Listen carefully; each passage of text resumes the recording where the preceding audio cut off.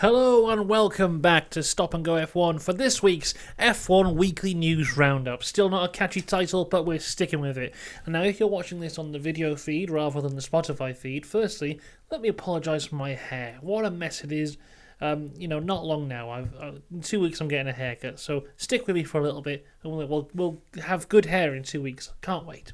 Secondly, welcome along. Also, make sure you click subscribe. And also, a video went out yesterday on this very channel about what would happen if F1 still only had 7 races a season. It's a bit of a silly one, but it's fun, and there's some really interesting stuff in there, so go check that one out once you're done with this one.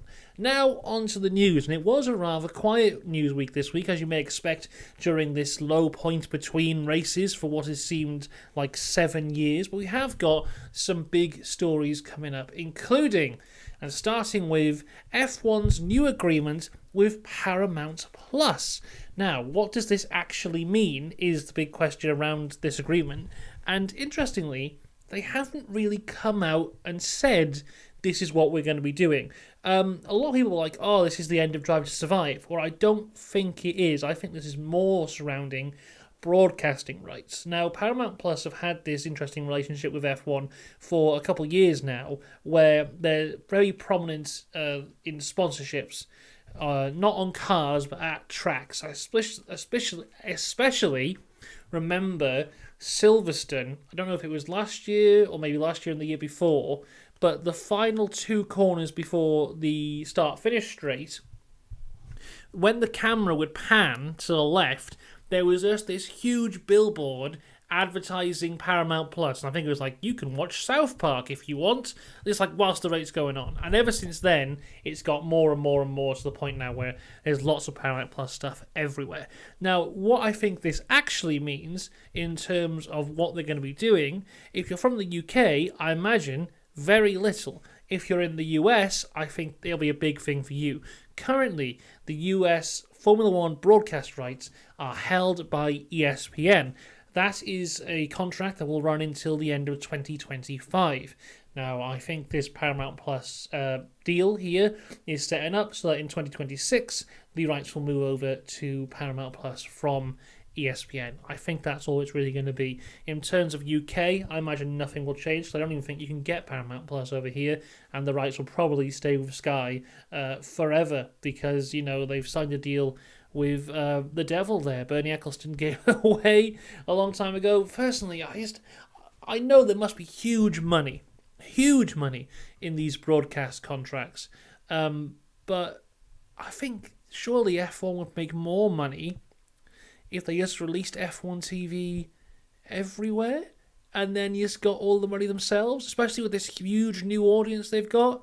Because I subscribe to F1 TV now myself, from the UK one, which is like £2 a month, and you have access to pretty much every race from 1980, then the season review of the 1970 seasons, which is just very interesting, and only £2, so that's fine. But if you were to add on the broadcast rights on top of that, they've got a great little service there. It works really well. There's no app for it on a smart TV in the UK, which sucks, but apart from that, it's going pretty well. So I really don't understand why F1 aren't taking the plunge on themselves, why they're still kind of serving it out to other people. I think, because I don't know, obviously I don't know about Paramount Plus, but surely that would be more than F1 TV subscription. But these contracts they get must be multi-billion-dollar contracts here. There's some quotes here from some people. As a Paramount representative has said, the partnership exemplifies F1's ongoing commitment to exploring new avenues to help promote the sport and appeal to new audiences. That's a great quote there. Fantastic. Let's move on to some actual F1 though. And Carlos Sainz. Now, the last race we had, it may seem like quite a while ago, but it was the Australian Grand Prix, where Carlos Sainz finished 4th, but then got a 5-second penalty and actually finished 12th. Now, at the time, you could tell he was extremely upset by this, and that hasn't gone away, it appears, because Ferrari are issuing their right to review over the Carlos Sainz Australian penalty, and that will be heard on Tuesday. I don't know if we'll get a result on it on Tuesday, but Ferrari's appeal will be heard on Tuesday. Now, this, for me, is an interesting one, because if you look at the incident, and it's an enclosed space, just the incident where Sainz hits for Alonso, that's a penalty. There's no way around it. He deserves a 5-second penalty for that. I can't see an argument against that. I think the argument comes from the fact that did that lap really count? Because despite the fact that he hit Alonso, that didn't really count. Alonso just went right back to where he was, we all got reset, and it was fine. Alonso's race was not ruined by the fact that Carlos hit him. Now, then we get into the whole topic of, do you give out penalties for actions, or do you give out penalties for the repercussions of the actions? And F1 normally falls on the side of we give out penalties for the action.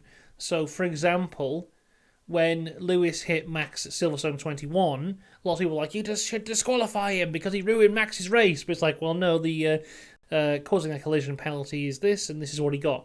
So it's not about what happened in the accident, it's about what led up to the accident.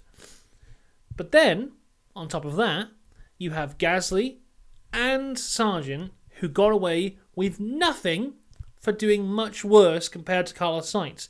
That could be an interesting point of appeal there. Quite frankly, I'm shocked that AlphaTauri haven't said anything, because Logan Sargent took out Nick De Vries there in a race where they could very, very, very easily have scored points, considering the amount of people who didn't finish.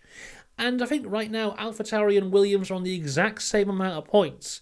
So they are really their rivals. The fact that AlphaTauri have said seemingly nothing about this to the media, to the FIA, to anyone, I mean, Logan Sargent should have a grid penalty for the next race, but that's going off the topic there. It's a very interesting one of did that lap actually happen or not, because if you ask Gasly, Ocon, De Vries, Sargent, yes, the lap did happen because that's the lap that they went out of the race. But for everyone else, apart from Carlos Sainz, it didn't. So in my heart, I don't think this penalty will be going away on Tuesday, but we shall have to wait and see. And finally, the last piece of news here is around McLaren, but not McLaren F1 team, McLaren IndyCar team, because they have revealed the liveries that they will be running for this year's Indy 500. Now, if you're watching this on YouTube rather than listening on Spotify, here's a photo of them. Wow, look at this. So there's the free IndyCar here, and what McLaren have gone for, instead of going for like a 60-year thing, they're focusing more on the Triple Crown. Now, the Triple Crown is often argued of what it actually is. Well, only 1 point is argued what it actually is. 2 points are considered set in stone, and they are winning the Indy 500 and winning Le Mans. When F1 comes into it, that's when there's a little bit of an argument of what is or isn't considered part of the Triple Crown. Because some people would argue that the Triple Crown from a F1 point of view is winning the Formula 1 World Championship, whilst others say it is winning the Monaco Grand Prix. You can argue amongst yourself as to which you think it is. I don't care. But here we have the McLaren Triple Crown livery. So here, car number 7 in the orange. This is a tribute to the McLaren. I think it was the first ever McLaren to win the Indy 500. Here in the black is the tribute to the McLaren that won Le Mans. And here's the one that we care about most here at Stop and Go F1. The one slap bang in the middle. Now this is a tribute to the Alain Prost McLaren that won the Monaco Grand Prix. But you know, it is widely regarded as the most iconic McLaren livery. It is the Marlborough livery, but instead of the red stripes and on the back, it has gone to the McLaren orange.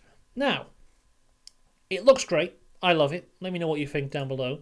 But when the McLaren launched their livery this year, the F1 livery, we did a video here on the channel. You can go back and watch it if you want. And I said about how, you know, they're celebrating 60 years, but this livery is not a 60-year livery. It's not an anniversary livery. It's just a normal one with the number 60 on the side. And in that, I said that they should do this livery, but I said, oh, maybe not, because that was designed to sell cigarettes at the time. But changing the red to orange is genius, because it's no longer the cigarette brand, but it is the cigarette brand at the same time. Great. Whoever's thought of that, great job. I don't think it looks as good as it does in red, but I understand why I've gone to orange, and I think that was the right thing to do. Let me know what you think, of course. So that is, I think, all the news we have for this week, which is mental. Only 3 pieces of news. At one point, I thought there was going to be no news, but it all came towards the end of the week, as it tends to do with Formula 1. So we've got the video out at the minute about the 7-race F1 season. Next Friday, there is a video coming out that I spent a little bit too long on about the mistake that Williams made that led to their downfall. So that's coming out next Friday. So make sure you stay subscribed to that. Next Saturday, I'll be up here with another F1 weekly news roundup, as long as there is some bloody news. Then the week after that, we've got a race again. Remember what they're like? Remember F1 races? Oh my goodness. I'm sure they're fun. So that'll be great. So make sure you subscribe for all that good stuff. And until next time, have a great weekend. Have a wonderful week. And I'll see you then. Goodbye.